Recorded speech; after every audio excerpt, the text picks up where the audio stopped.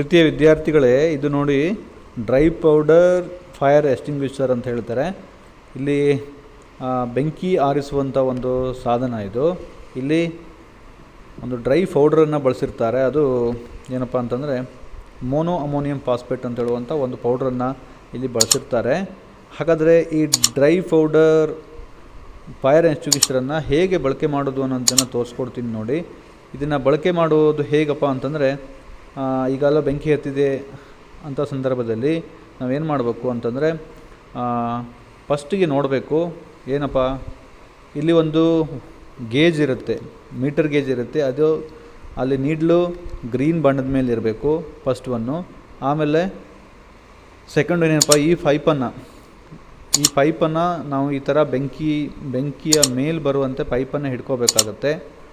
Okay, ಈ ಥರ. ನಂತರ ಇಲ್ಲಿ ಒಂದು ಲಾಕ್ ಪಿನ್ ಇರುತ್ತೆ. ಈ ಲಾಕ್ ಪಿನ್ನನ್ನು ತೆಗಿಬೇಕಾಗತ್ತೆ. ಆ ಲಾಕ್ ಪಿನ್ನನ್ನು ತೆಗೆದು ಏನು ಫ್ರೆಸ್ಸರ್ ಇದೆಯಲ್ಲ, ಆ ಫ್ರೆಸ್ಸರ್ ಮಧ್ಯೆ ಒಂದು ವಸ್ತು ಇರುತ್ತೆ, ಅದನ್ನು ತೆಗಿಬೇಕು. ಫ್ರೆಸ್ ಮಾಡಲಿಕ್ಕೆ ಸುಲಭ ಆಗಲಿ ಆ ಫ್ರೆಸ್ಸರ್ ಲಾಕ್ ತೆಗೆದು ಪ್ರೆಸ್ ಮಾಡಬೇಕಾಗತ್ತೆ. ಪ್ರೆಸ್ ಮಾಡಿದಾಗ ಏನಾಗುತ್ತೆ ಅಂತಂದರೆ, ಇಲ್ಲಿ ಬೆಂಕಿ ಒಂದು ಪೌಡರ್ ಹೊರಗೆ ಬರುತ್ತೆ. ಆ ಪೌಡರ್ ಹೊರಗೆ ಬರೋದ್ರಿಂದ ಬೆಂಕಿ ಏನಾಗುತ್ತೆ ಅಂತಂದರೆ ಆರುತ್ತೆ. ಬೆಂಕಿಗೆ ಆಮ್ಲಜನಕದ ಅಥವಾ ಆಕ್ಸಿಜನ್ ಸಪ್ಲೈ ಏನು ಮಾಡುತ್ತೆ, ಕಡಿಮೆ ಮಾಡ್ತೀನಿ ನೋಡಿ. ನಾನೀಗ ಬೆಂಕಿಯನ್ನು ಹಚ್ಕೋಬೇಕು ಫಸ್ಟು. ಓಕೆ, ಬೆಂಕಿಯನ್ನು ಹತ್ತಿದ ನಂತರ ಏನು ಮಾಡಬೇಕು, ನಾನು ಲಾಕನ್ನು ಓಪನ್ ಮಾಡ್ತೀನಿ. ಒಂದು ಮೊಳೆ ಇರ್ತದೆ, ಪಿನ್ ಇರ್ತೈತಿ, ಆ ಪಿನ್ನನ್ನು ತೆಗಿಬೇಕು. ಪಿನ್ ತೆಗೆದು ಈ ಥರ ಪಿನ್ನನ್ನು ತೆಗೆದಿದ್ದೀನಿ. ಪ್ರೆಸ್ ಆಗ್ತಾ ಇಲ್ಲ. ಯಾಕೆ ಆಗ್ತಾಯಿಲ್ಲ ಅಂದರೆ ಅಲ್ಲಿ ಪ್ರೆಸ್ಸರ್ ಮಧ್ಯೆ ಒಂದು ವಸ್ತು ಇದೆ, ಅದನ್ನು ತೆಗೆದಾಗ ನೋಡ್ರಿ ಈಗ ಪೌಡರ್ ಮೇಲೆ ಬರುತ್ತೆ.